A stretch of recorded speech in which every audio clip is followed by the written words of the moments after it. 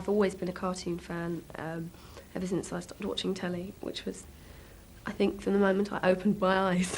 My mum put me in front of the test card in my chair. I do remember very clearly loving Top Cat, amongst other things. Top Cat, I loved. The most effectual Top Cat.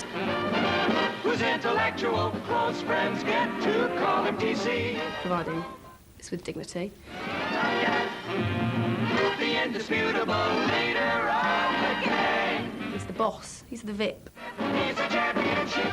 He's the most tip-top Top Cat. It was really always really witty and sharp. I just like the fact that he was just sort of an outlaw. You ought to be ashamed, all of you. Just a bunch of dead beats.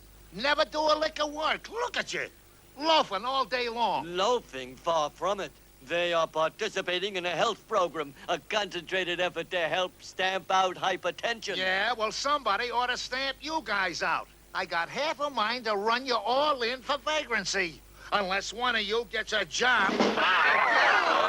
Watching Top Cat now kind of takes me back to sort of just sitting in front of the telly with sort of, you know, wet hair, maybe on a Saturday morning.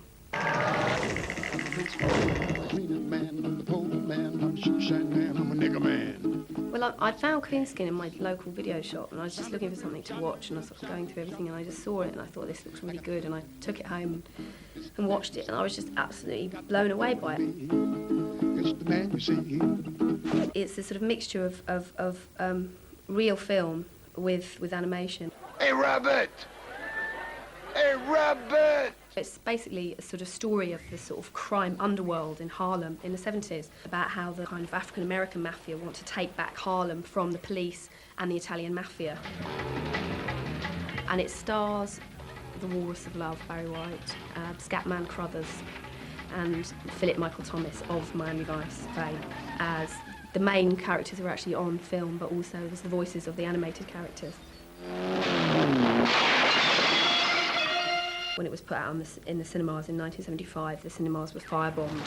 A group of activists called CORE felt that it was racist in its portrayal of African Americans.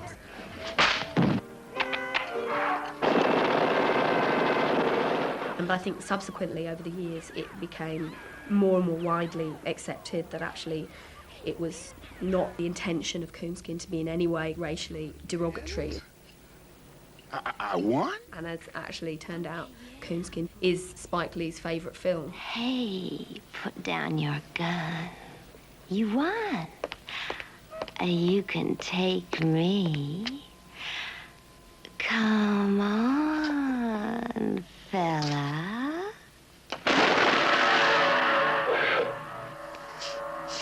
I think it's probably more in its time now than it was then. I think it was very much out of its time. I am a fan of anime. I'm not a fan of the kind of extreme manga.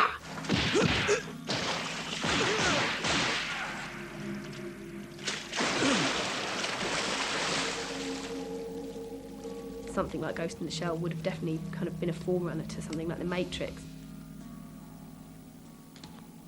I do think there's definitely a theme in anime about the idea that we're kind of all heading towards a kind of police state, which is sort of interesting. Police! It's a sort of religious metaphor. It's the idea that the sort of a deity or a power has been created in the kind of cybernetic world and is being downloaded into different cyborgs to do good work. It's probably more complicated than that, but I don't know whether I could explain it and make sense.